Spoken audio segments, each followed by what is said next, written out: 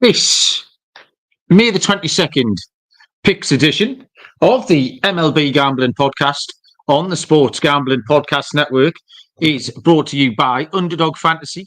You can win up to 100 times your entry with the Underdog Fantasy Pick'em.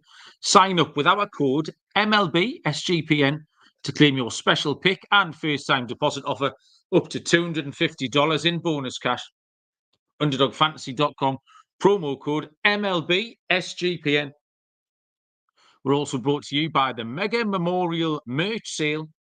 15% off everything in the SGPN merch store with the promo code SGPN May. Welcome, everybody, to the MLB Gambling Podcast on the Sports Gambling Podcast Network. My name is Malcolm Bamford, coming to you from Newcastle upon Tyne in the northeast of England. Today is Tuesday, May the 21st, and we are here to handicap a full slate of games for Wednesday the 22nd. As it stands, this is currently a solo show, although that might change, who knows. I'm not sure, A, me, and B, the world are ready for a solo Malcolm MLB episode. I'll probably get loads of accent complaints on this one. But we'll give it a go anyway. Like I say, maybe someone will join me in a little while. Trev's here for a bit of moral support anyway. Trev spotted, due to the politeness of my apology, clearly a very British apology, that we were running a bit late earlier on. But yeah, a full slate of games tomorrow for Wednesday, sorry. No baseball to discuss so far today. The first game starts in about 45 minutes. The Mets taking on the Guardians. I've just taken a little Adrian Hauser over 1.5 walks, just so I can have a little hour's entertainment before I go to bed. But apart from that, full slate tomorrow. And it is the Mets and the Guardians are the second game off tomorrow. But we'll start once I've told you firstly about the NASCAR and the F1 Gambling Podcast. It's a big old race week, apparently. The Indy 500, the Monaco Grand Prix, and the Coke 600. So Rod and Cody from the NASCAR Gambling Podcast and the F1 Gambling Podcast have got all of that covered. And they've got a competition. It's a Kyle Larson diecast car giveaway. sportsgamblingpodcast.com/race to register for that. And the Mega Memorial Merch Day sale, 15% off everything in the merch store. Promo code SGPN May. So if you are in the chat, or if you're just lurking, we'll need some extra picks tonight. We'll need something to bolster my picks. So by all means, as we go through the games, get your picks stuck in the chat, get your fancies typed in there, and we'll get through this together. First up tomorrow, 1:05 Eastern, first pitch. So plenty baseball tomorrow. The Minnesota Twins and the Washington Nationals. Simeon Woods Richardson, one of the biggest names in baseball, goes for Minnesota Twins. I don't know how many weeks running I'm going to do that joke before I get bored of it. And it will be Jake Irvin going for the Nationals. I've got lines on the majority of these games. Minus 135 here on the Twins. The Nationals are plus 115. And the total is at 8.5. First thing, a couple of things to mention here is the couple of streaks the teams have been on. Washington did have a 5-game losing streak going until they snapped that on Monday night. Where the Twins have lost 7 in a row and have absolutely fallen off a cliff at the moment. I've actually got MLB, what channel is it? MLB Central or something? MLB whatever on the TV right now. And they are discussing whether or not this division is a 2-horse race between the Cleveland Guardians and Kansas City Royals, because Minnesota have completely and utterly fallen off here. Woods Richardson has a 1-0 record, 2.97 ERA. He's been interesting. He's kind of been okay to watch in bits. He did give up 5 earned runs at Toronto. But he was great either side of that. He had two nice little cameos against the Chicago White Sox, which it's hard to put too much faith in. I basically had no strong opinion on Woods Richardson when the time came to it. Irvin's been inconsistent. He's got a 6 earned run and a 4 earned run effort against the Dodgers and the Phillies, which kind of inflate his line. His line's 2-4 with a 3.91 ERA. But he had 3 great starts in a row before his last dodgy one, where he went 18 innings, 6 in each, and only gave up 4 earned runs against the Red Sox, the Blue Jays, and the Marlins. The Twins have completely and utterly regressed. Like I say, 2-8 in the last 10, lost 7 in a row. And I'm happy to take Washington here. Washington at plus 115, I think are a perfectly reasonable pick. So we'll start with a little underdog. Second game on the card, the New York Mets at the Cleveland Guardians. Left-handed pitcher Jose Quintana goes for the Mets. It is Tristan McKenzie for Cleveland, who are minus 125 favourites here. Quintana and the Mets plus 105 with a total of 8.5. Quintana is 1-4 with a 5.21 ERA. If you take into account just his last 5 starts, that is up to a 6.92 ERA. But he did actually pitch okay at Philly last time. And he has faced some tough opposition. He hasn't had the easiest of schedules. Cleveland do hit lefties okay. They're hitting 264 against lefties, so no worries there. McKenzie's been outstanding for Cleveland. 2.15 ERA in his last 5 starts. He's got a 2.97 home ERA. And he's given up maximum 2 earned runs in his last 5 starts. So I didn't like the total much, just because I think Quintana might be okay. Might be sort of worth watching. I did see the Mets and Cleveland game last night, actually. Ben Lively versus McGill. And actually, first thing to say, I was quite impressed with Ben Lively. But Cleveland at 16-6 at home. Even though this was a low-scoring game, I always felt like Cleveland were in control. Lively was in control, and the game finished 3-1. This has got a very similar look about it. So minus 125. I actually thought Cleveland would be shorter. I will take Cleveland here.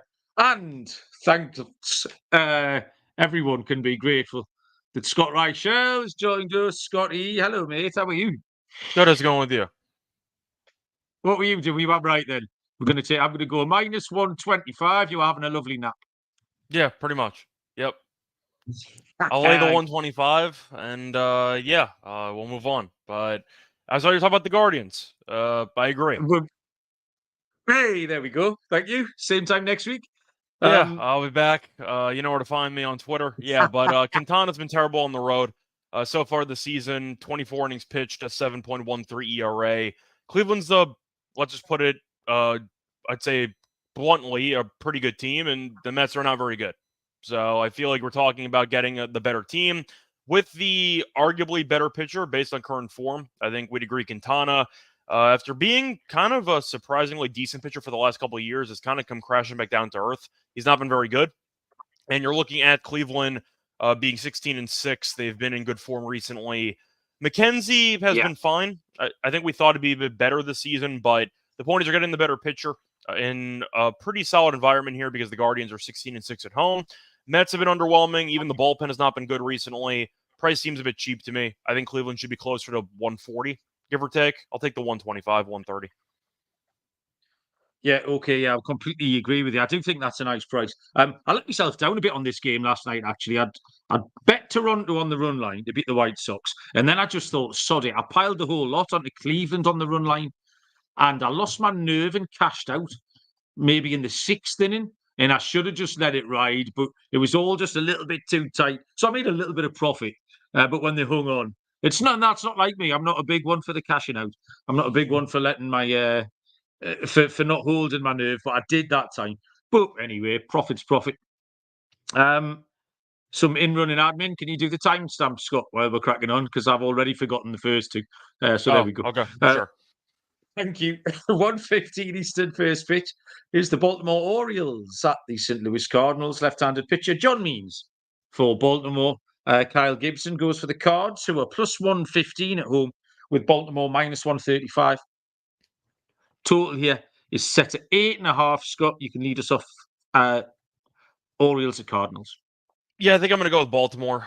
Price seems a bit cheap. Gibson, bit of a revenge start here, but so far this season he's been fine, which is a compliment to Kyle Gibson because we didn't think he was any good.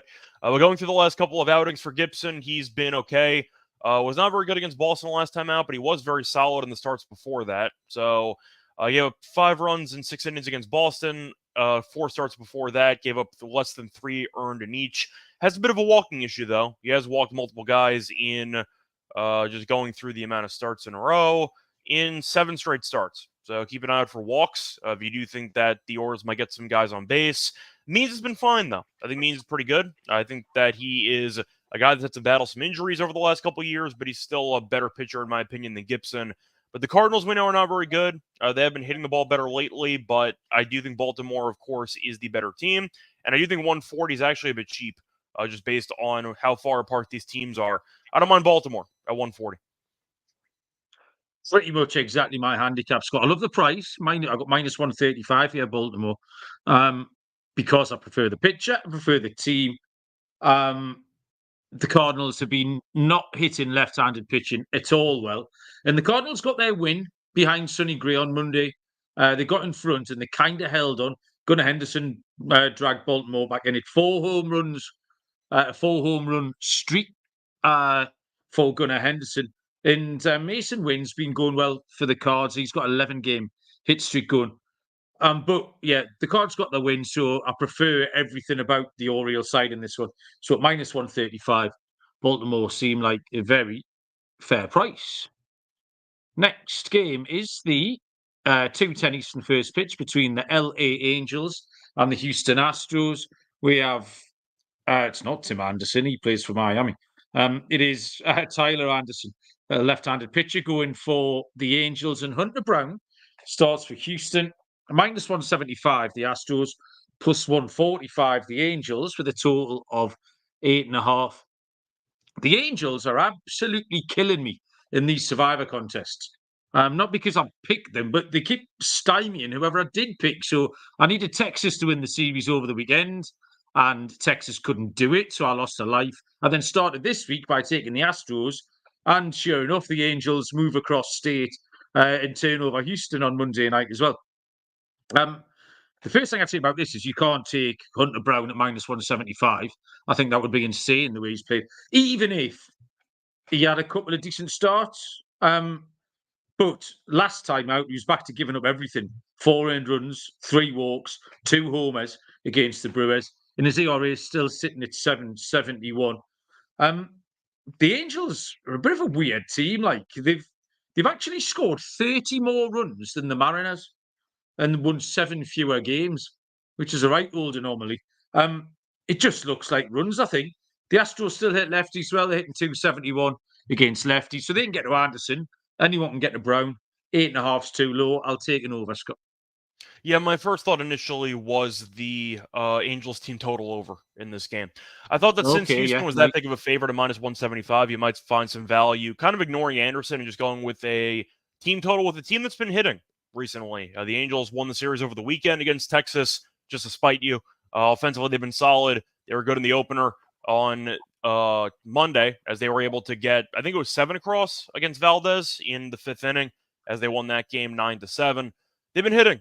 Adele's been good. The team looks pretty solid right now. So I'm not sure how long it's going to last, but the team's been generating runs, and we know Hunter Brown's not very good. So I do agree with you about 175 being too steep of a price. So I can't take the Astros at that number, but I can take the Angels. So as a result, I'll go with the Angels. Slight lean on the money line, but I do like the team total over. I think they're expecting Brown to pitch well, and I can't figure out why, because he's been really bad so far this season. So give me the Angels team total over. No, he might pitch well, but you can't bet it. That would be insane. Yeah, that's fair. Underdog Fantasy making the NBA playoffs a lot more interesting. It is the easiest place to play fantasy sports. Playing the pick'em game is as simple as selecting higher or lower on player stats like points, rebounds, assists, and plenty more. You can mix and match your entries to add some different sports in with your basketball players. Win up to 100 times your money. Loads of fun. Underdog available in over 30 states, including California, Texas, and Canada. And they've just launched the Champions format in Florida, which is a player versus player game. Sign up with our code MLB SGPN to claim your special pick and first-time deposit offer up to $250 in bonus cash. UnderdogFantasy.com, promo code MLB SGPN. Next game on the card here is time we start in 2:10 Eastern first pitch. The Detroit Tigers and the Kansas City Royals. Two left-handed pitchers who've been very good this season too. In Tariq Skubal for the Tigers and Cole Ragans for the Royals. Close on the books here. -125 the Tigers, -105 the Royals. Total set at 7.5. Tigers favourites here, Scott. Do you agree with that? Not really. I understand that Skubal has been solid this season, but Ragans I do think is a solid pitcher who can definitely match Skubal. But Kansas City's offense is much better, and we've seen it for the last week or so. I think Kansas City's in good form. I think it's a good price for them. I think worst case scenario it should be a coin flip, but Kansas City's been kind of knocking the cover off the ball recently, and Detroit we know isn't exactly a great offense. So I'll go with Kansas City. They're at home as well. They're a very good home team so far this season. Yeah, the price feels a bit off to me. Give me Kansas City. Totally agree. Again, having said that, you can't argue with a 6-0, 180 ERA for Skubal. He's been absolutely brilliant. But I do prefer Kansas. They've got a much better record. They're 19-8 at home. If they win tonight, the Tuesday night game, they have the best 50-game record in franchise history, I think it might be. That'll take them to 31-19. Detroit, ultimately, also numbers against left-handed pitching. Detroit hitting 227 and Kansas City hitting 253. So it could be low scoring. I think Kansas City will come out in front. And I love the price when I saw it. Absolutely adore the price. I'll take Kansas City Royals behind Ragans at -105. 6:40 Eastern first pitch. Moving to the evening slate of games is the San Diego Padres at the Cincinnati Reds. Michael King takes the start for the Padres, and for Cincinnati, it will be Nick Martinez. The Padres -133. The Reds are +105. The total here is at 9.5.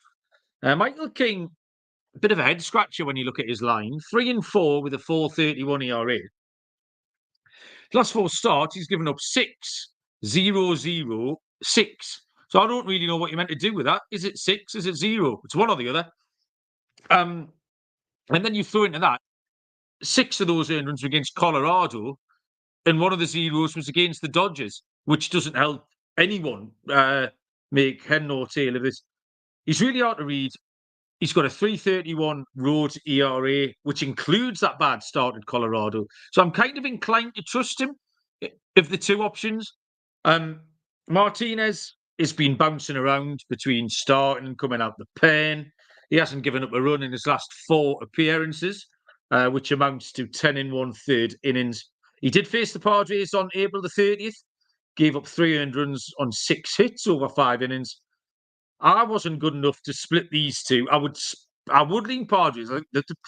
Simply put, the Padres are a better team, so I'd take the Padres. But I think both pitchers can go well. But I preferred it early, so it was the first 5 under would be my play here, Scott. Yeah, it's a bit tricky for King because he had 2 really good starts. In fact, he was flawless against the Diamondbacks and the Dodgers, and then he got killed by Colorado at home, actually. So definitely not a good sign when Colorado's killing you when they're on the road. But I do think that he's a better starting pitcher for this game. At least he has more upside than Martinez does. Going through his numbers, though, King's actually been better on the road than at home this season, so perhaps he can pitch well in this spot, but we'll see. Going through the actual numbers against active batters for the Reds, he's been underwhelming, but a small sample size. So we'll see if the Reds can get to him. You know my thoughts on San Diego. I think they're a psycho team.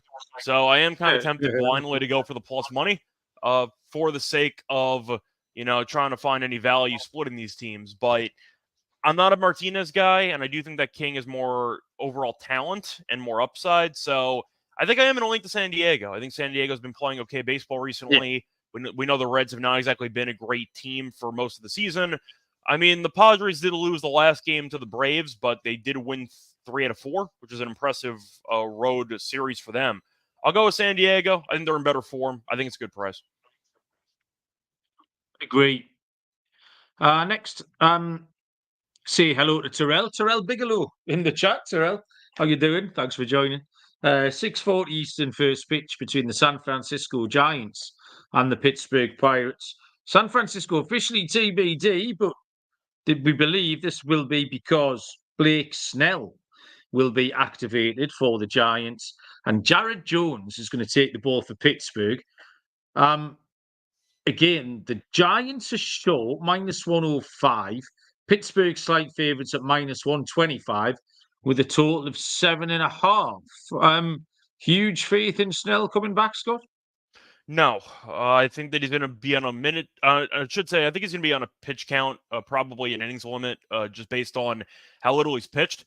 You remember he joined the team late. He was really bad, and then he got injured. So I don't know how many innings he's actually going to go in this game. Jones has been good though. I know his record is 3-4, but he has a 2.89 ERA and a .91 WHIP. You're looking at the Giants sweeping over the weekend against the Rockies, but this team is basically Logan Webb incarnate because they're really good at home and really bad on the road. They're 8-15 on the road, so yeah, Logan Webb's on the perfect team for them. But you're looking at the Pirates not being great at home either. But I do think based on the current form, they did win 3-4 against Chicago in Wrigley, which is impressive. But I'm going to go with Jones here. I think he's a solid pitcher. I am going to go with the first 5, though, because I really don't trust the Pirates bullpen in this game. But I don't trust Snell. I need to see more from Snell. So the fact that it's this cheap, getting a first 5 price, I think is a good deal. So give me the Pirates first 5. Yeah, you said you need to see more from Snell. I need to see anything from Snell. He obviously had the late start of the season because he didn't sign. Then went 0-3 with an 11.57 ERA. He's then had a month off. So you surely just expect that to repeat itself. It's almost like he's starting again for the second time this season. So until he does something, Pittsburgh are quite hard to back at the moment. But there's a time when you're happier to. It is when you take Jones. Jones is great. TV DBJ is throwing out a K prop or an out prop for Jones, which might be a better angle in because there's some question marks about the Pirates bullpen and how Blake Snell is going to go. But with 2 very average teams, Jones can be the difference here. So Pittsburgh -125. Can you hear my chair squeaking, Scott? Because it's doing my head in. Can you not? No? No. No? I think it's my chair. Might be my knees. It's one or the other. I beat the football tonight, so it could very possibly be my knees and not my chair. But anyway, it's a horrible noise. So if you can hear it, I apologise for that. I thought it might have been you let's go. celebrating after the Brentford game. Maybe your knees Oh, gave out on we you. haven't. I think that people thought they were going to get away with football.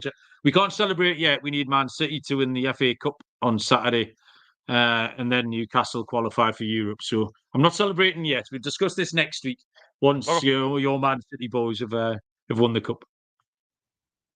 6:40 Eastern first pitch. This one is off the board. It's the Rangers at the Phillies, and it's a TBD pitcher for Texas. It's Andrew Heaney, I believe, and Taiwan Walker going for Philadelphia. But like I say, no lines.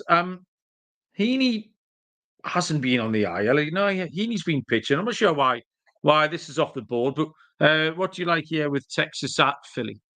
Yeah, I don't really know what the price is going to be, but based on current form, I can't really take Texas at this point in time. We saw them struggle over the weekend against the Angels. They've just been a mess. There's really no way around it. So we'll see what happens. But as of right now, I can't really go against Philly. Walker's ERA is not good, but he's 3-0. And you're looking at Heaney, who has a better ERA than Walker, and he's 0-5. So tells you pitching is not fair sometimes. But I'll go with the Phillies in this one. They're the best record in the league. And we know the Rangers are kind of priced based on reputation this season because it's definitely not based on record. They're just not very good. So I'll treat the Rangers accordingly. I think they're an average baseball team at this point in the season, and Philly's elite. So give me the elite team, though it could be a decent price. There's lots of red flags here for Heaney. None more so than an 0-5 record. That would do it for you. But he's faced really quite weak opposition as well. His last 4 starts have been against the Angels, the Rockies, the Athletics, and the Nationals. And he hasn't been great against them. He's been better on the road and a little bit better lately. I think the key, and you mentioned this here, Scott, is you couple Walker's record of 3-0 with that ERA of 4.91. That tells the tale. It tells that he gives up stuff, but the Phillies can cover it. The Phillies can paper over the cracks. And there's been lots of runs here. In his last starts, the 11, 11, 9, and 16. I don't think this total will be over, be bigger than 8.5.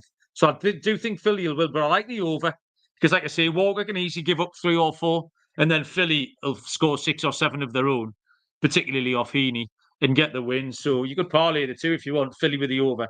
But I think Philly might be a short price, so I'll take the over, which I reckon may be about 8.5. That's how I would price it up.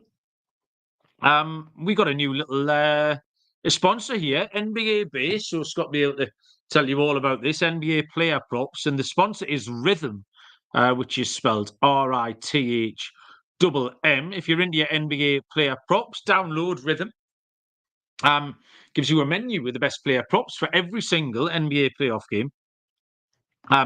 Dead easy to go through and find the best props to put your money on in seconds. Rhythm's predictions are backed up by over 3 years of data and a team of data scientists focused on fine-tuning the algorithm to give you the best shot at winning. It gives you superstars all the way down to the bench players. You can set your DFS lineup. It helps you with your bets. Or you can create your own custom NBA models as well. Get AI-backed moneyline spread and total picks.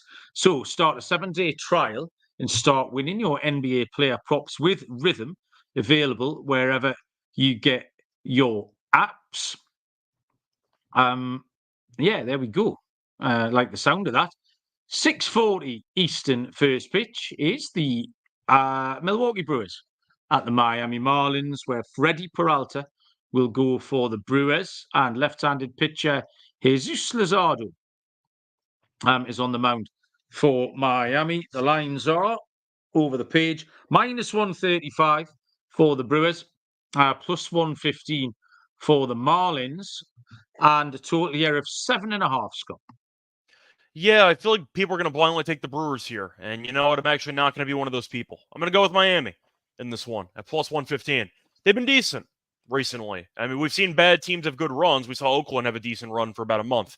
But you're looking at the Marlins, and they've been playing some decent baseball recently. Now, the Mets' bad bullpen helped out with that, but they were able to win the series opener, came from behind, Yelich stole home plate, and they came back and won anyway. So Miami's actually been in decent form recently. I don't mind the +115. I know Peralta's been pretty good this season. I know Luzardo is not, but Luzardo kind of turns it around a bit with his last couple of starts. I think this game's going to be very close, so I don't see much separating these teams, but Peralta has allowed at least 3 earned in 3 straight starts and in 4 of the last 5. So Peralta's not exactly been in good form recently. That's good enough for me. Bit of a hot take here. I'm going to take Luzardo at about +115. Well, Scott, it's not too hot for me. That was my pick as well. I took Miami. Yeah, Peralta's not. He's not been impressing too much, but he hasn't got blown up either. There's just something shaky is the word Trev's just used in the chat, and shaky's a great description of him.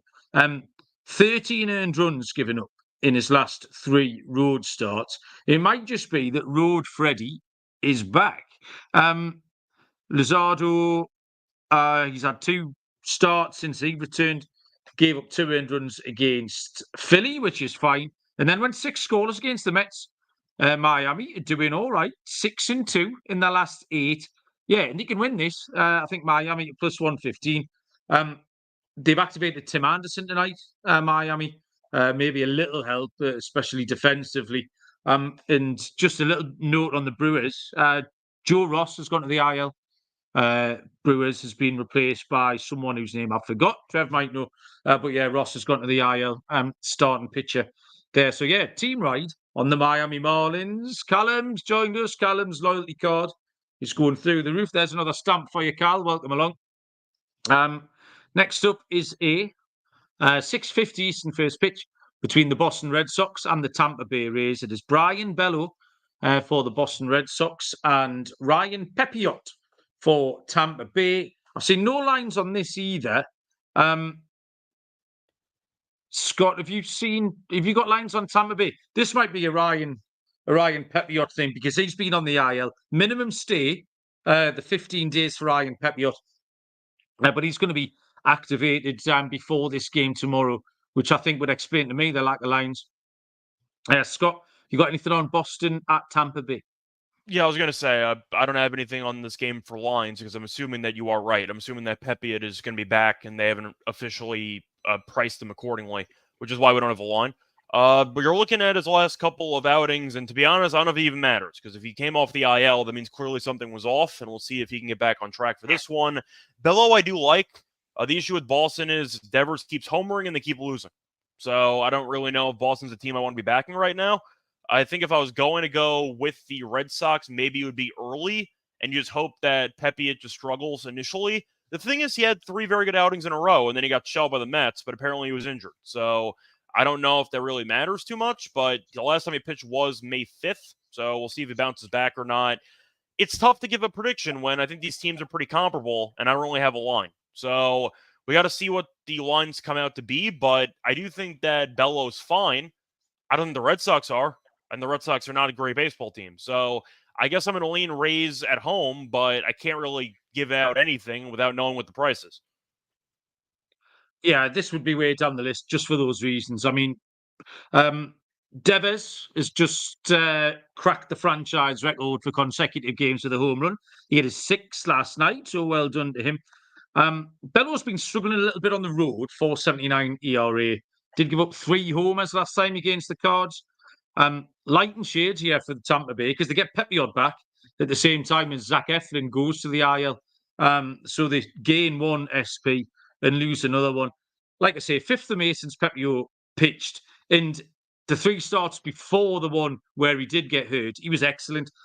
So without seeing a number, I think it'll be a low-scoring game. I marked down under, but obviously that's about as far as we can go. We'll move on to a 7:05 Eastern first pitch between the Seattle Mariners and the New York Yankees. We have Bryce Miller for the Mariners and left-handed pitcher Nasty Nestor Cortes goes for the Yankees. Plus 120 for the Mariners, minus 133 for the Yankees. Total here is set at 7.5. Interesting series, this one. Looking to see how the Mariners fare against a genuine contender, and actually came back last night from what were they 4 down in the final inning. It was the first save that Clay Holmes has blown since April the 3rd. So the Mariners got back. They welcome back JP Crawford as well, who's been activated today from the IL. Miller is 3-4 with a 3.08 ERA.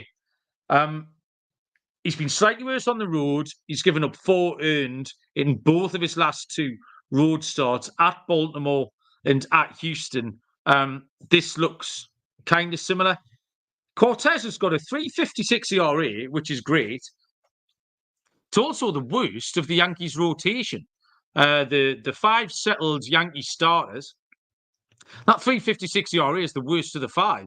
I mean, you take that any season if you were the Yankees. The key to Cortes was his home form. 5 games started at home, 1.27 ERA. Could be low scoring. I mentioned earlier on about the Mariners having scored 30 fewer runs than the Angels. But my preference here is for the Yankees. I prefer the Yankees to a total bet. And minus 133 is not egregious. So I'll take your New York Yankees, Scott. Yeah, I don't mind the under in this game. Just seeing 7.5. I think Miller's fine. I think that Cortes at home is who I want to be backing because Cortes at home this season has a 1.27 ERA. So he's been great at home, bad on the road. So I think the Yankees early might be worth a look. First 5, potentially. But I do think Miller's been a bit vulnerable recently. And Seattle's offense, despite coming back last game, is not really good. I believe they have the 5th lowest runs per game. And I mentioned with Alante the home run numbers for the Mariners this season. not very good. Cal Raleigh is the only guy with 10-plus home runs on the team. So I'm not sold in this offense. I think that Cortes at home can pitch well. I like the under at 7.5, but I definitely don't mind the Yankees' first 5 in this game. Okay, next up, we will have where are we going? 7:07 Eastern first pitch. The Chicago White Sox at the Toronto Blue Jays. Mike Clevenger for the White Sox, and it is Chris Bassett for the Blue Jays. Plus 175 for the White Sox, minus 250 Toronto. Totals 8.5, Scott. Yeah, so for this one, I think I have to blindly consider the over in this game because both pitchers have just not been very good. So Clevenger gets shelled by the Yankees on Friday. You're looking at Bassett. He's been bad too. So I think with both pitchers having ERA over 5, the over could be quite appealing. First game in the series did go over as the Blue Jays scored 9 runs in that game. So over is my first look for this actual matchup. But should Baltimore be this big of a favorite with Bassett? Maybe. Like he's allowed at least 3 runs in 3 of his last 4 starts. So maybe if you want to make a case for the Blue Jays run line, I'm not going to go against you, but it's a massive line. I don't mind the White Sox team total over. It's kind of similar to the angle that I talked about with Hunter Brown. You have a massive favorite with a pitcher that's not very good. I think that as bad as an offense is in the White Sox, they can generate a couple in this game. I feel better about it with the Angels because the Angels' offense has been good lately, but the price feels a bit off in this one, and I still don't trust Toronto either. I know you don't either. So I don't mind the White Sox team total over. Decent amount of runs in this game, so the over 8.5. I found myself watching the Blue Jays last night, Scott, and I softened to them a little bit. Only kind of in the sense of being sort of lovable rogues. What I liked most was I enjoyed Vladdy trucking round trying to score from first. Because we normally just, whenever I mention Vladdy, it's just because he's swinging at all sorts of shit. But actually, there's something about a man trying really hard to do something he's not cut out to do that I quite enjoyed. And Vladdy trying to score from first was that, because I spend all my life trying to do things that I'm not cut out to do. I'm doing it now, sitting here talking to you. So I felt a small affinity with Vladdy, because I tell you what, he was trying his hardest and he did it as well. So yeah, I enjoyed Vladdy last night. The Blue Jays, they might just have figured out their lineup. I don't know. They probably haven't. It took 'Cause long every time enough. you think they have figured It something. took what, Sorry? a year and a half, 2 years? Finally figured it out. Yeah, and they probably haven't. But they got Schneider leading off, David Schneider and Danny Jansen. I think Danny Jansen was DHing last night. I don't know if he was catching or not, and batting it too. And maybe our friend of the show here, Johnny Junt, has been banging on about that for ages. And I think Toronto are happier at home. So I watched that game last night. It was Fedde v Barrios, and Toronto won 9-3. And this looks kind of similar, which brings in the Blue Jays run line, but we're not really keen on the price. But it also brings in that over, which you've just talked about. So that over 8.5 looks just about right. My Face has joined us. New name to me, but him and Trev seem to be getting on. Welcome along. Give us some picks if you've got a model. I'm interested. 7:40 Eastern first pitch. The Atlanta Braves at the Chicago Cubs. We have 2 lefties going here in Max Fried for the Braves and Justin Steele for the Cubbies. Minus 150 Atlanta. Plus 120 for the Cubs. Total is set at 8.5. I think Atlanta will win, but I don't want to take them at minus 150. I did find another angle in, actually. Fried has more good starts than not, which is fine. 3-2 with a 3.81 ERA, 189 in his last 5 and 309 on the road. Now, Steele's had back-to-back poor starts, both against Pittsburgh. He went for 11 earned runs over those 2, and he couldn't keep the ball in the yard was the problem. He gave up 5 homers. Now, especially against Atlanta, that is going to cause you a problem. So rather than look for Atlanta at minus 150, I just tried to find some hitter props here. And the one I liked was Matt Olson, who off Justin Steele is 3 for 7 with a home run. So let's take Matt Olson to go bridge tomorrow off Justin Steele. So rather than give you a short Atlanta, we're going to take some Matt Olson home run prop, Scott. Yeah, I think Atlanta's going to win the game too. The Cubs are 0-4 in steal starts, so we'll see how he does in this one. But yeah, Fried's been good, just simply put. Now, I'm hoping these teams tire each other out in the Tuesday game, so maybe there won't be many runs left for the Wednesday game. But I think the Braves probably win this game, as you said before. So maybe Braves run line in the spot. I know the offense has started to wake up a little bit. So we'll see if they can keep that rolling against the Cubs. But the Cubs lost the series against the Pirates, which is probably not a good sign. I like Atlanta in the spot. They might have a chip on their shoulder for the series after losing 3 out of 4 to San Diego. So I don't mind the Braves, potentially 150. Maybe the run line in this game. Steele, though, I know he was great last year. It's unfortunate that regression kind of hit him because he has not had a great 2024 season whatsoever. I'll go with Atlanta. They're the better team, and I think that their offense is starting to wake up again. So give me the Braves. I can't believe we've gone 42 minutes into the show. Just Steele ran in the Preakness at the weekend, Scott. The horse that is possibly named after Justin Steele. Do you know who gave out the winner of the Preakness at 20-1, Scott? I'll give you a clue. I'm assuming it was you, but I don't remember him being 20-1. You got fixed odds on that? It was 20-1. It drifted. It was 20-1 when I wrote the article and made the pick on Wednesday. Close at 9, I think. It was 12s, and then drifted back out a bit. Yeah, so but I got paid out at 20, so absolutely over the moon. I was overdue a winner as well. I was well and truly delighted with that. A little tout at 42 minutes. I ended up losing on that. I took imagination because Bamford cheats, and unfortunately, Bamford didn't cheat enough in this race, so didn't work out. Well, there you go. It's 9:40 Eastern. First pitch. This is a beauty. It's the Colorado Rockies at the Oakland Athletics, but somebody's going to win it. We have left-handed pitcher Austin Gomber for the Rockies, and it's Joey Estes for Oakland. -133 the A's, +105 the Rockies. Total 7.5. Scott, who'd you fancy? Yeah, I'm sorry. You said the Oakland's -135 with Estes on the mound. Sure. They've lost, 8 straight? Yeah, I'll give me the Rockies run line in this game. Let's have some fun with it.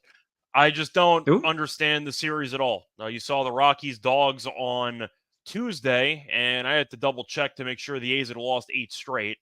And yes, they have, just by confirmation.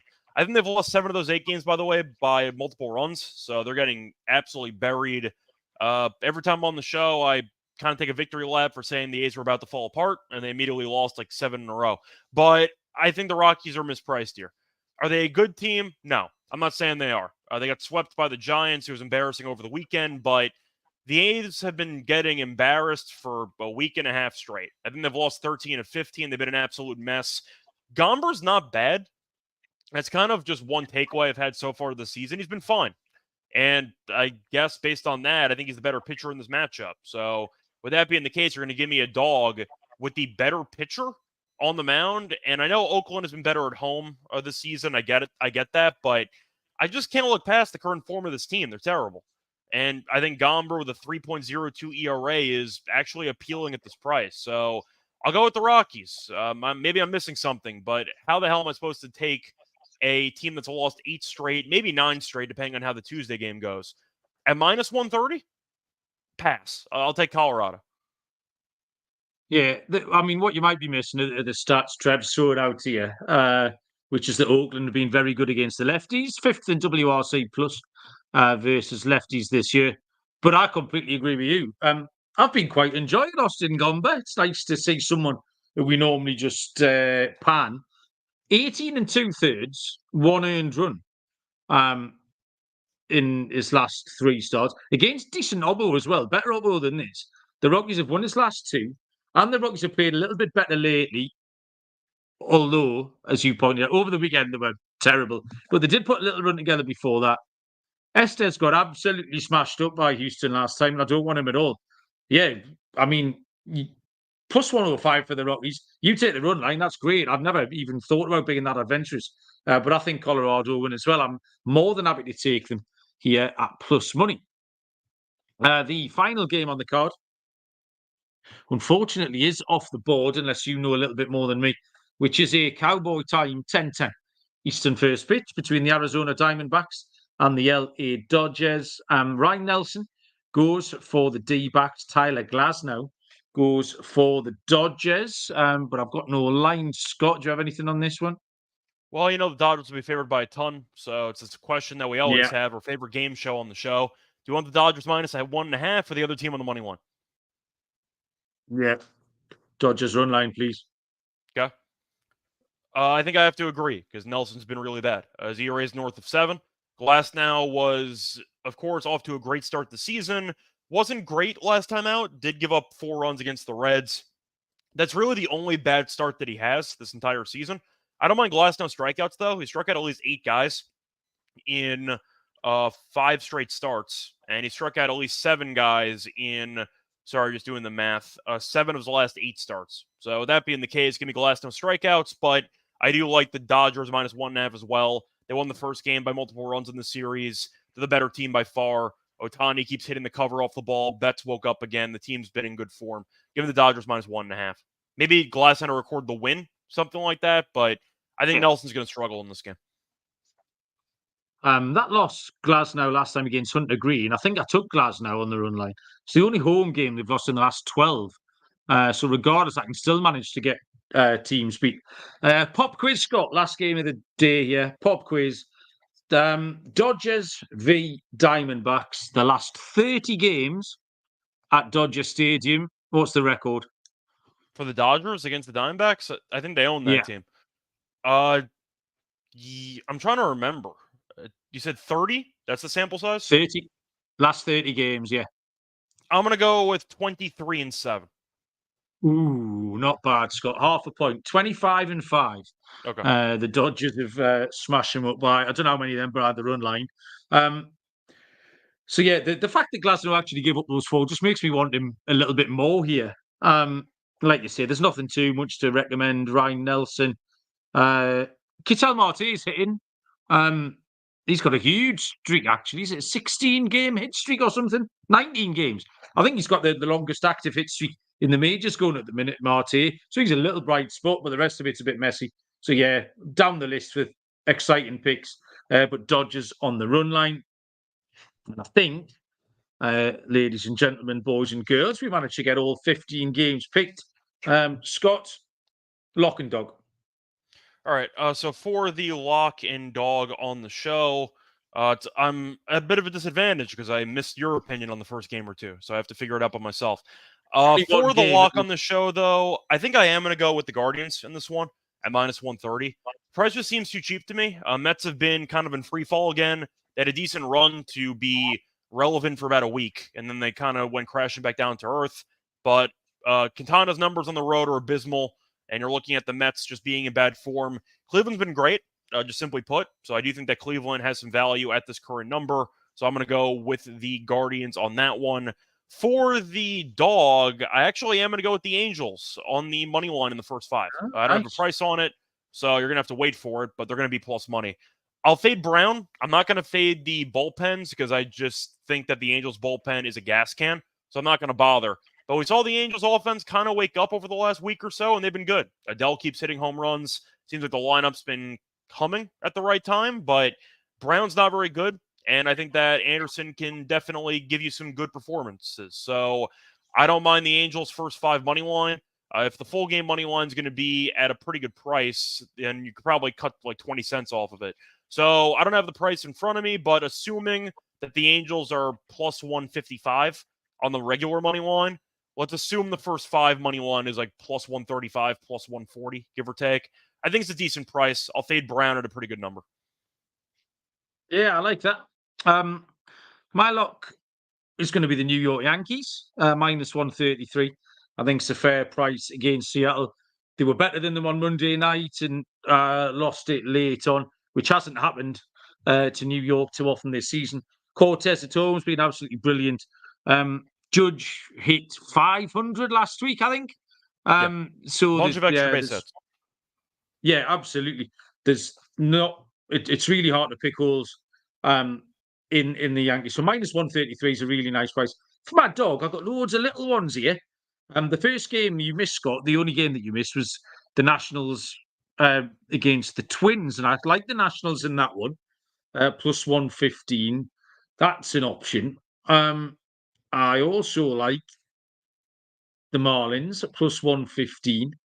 But I'm going to stick with the Rockies plus 105. Trev did his level best to try and build up Oakland with their record against the lefties. But like you say, they've lost 8 in a row. And we did kind of have a feeling this was coming from Oakland. Everyone enjoyed them being a bit more competitive than we hoped. It was good for the game. And trusting Colorado might be slight folly, but we'll find out. Gomba's been fine, absolutely fine. So, yeah, and Joey Estes. There's minus 133 for Joey Estes. I mean, come on, what world are we living in here? So, yeah, let's take Colorado. Trev wants the White Sox on the money line. What price is that? Go on, Trev. Trev's gone berserk. Plus 175 for the White Sox against the Blue Jays. Scott, anything else you want to tell the people before we let them go? Not really. Find me on Twitter at Reichel Radio. I'm on the NBA show, on the WNBA show, on the tennis show. You get the point. I had a good nap before, so I feel pretty good. You're not going back to sleep. I got to hit the podcast first. Priorities. Yeah. That's a trick question. Oh, yeah, good point. Well, thank you very much for joining me, because I wasn't looking forward to doing 45 minutes of that all by myself. So I was very relieved when I saw your lovely face pop up, Scott. Thanks, everyone who joined us in the chat. Trev was co-hosting by proxy before you turned up, so appreciate that, Trev. Yeah, usual places like Rate Review. Go and find the Premier League Gambling podcast if you can't get enough of me. Premier League's finished, but we're going to pile on through. We got European finals, we got the FA Cup, the Champions League finals coming up, and then Euro 2024 as well. So loads of stuff to keep you going on the football. So yeah, looking forward to all of that. And there might even be some more horse racing winners next time you see me with Sean and Ryan. I'll find another 20-1 shot. Cheers, Scott. Thank you, everybody. We will be back tomorrow night. And until then, we'll see you down the road. Cheers.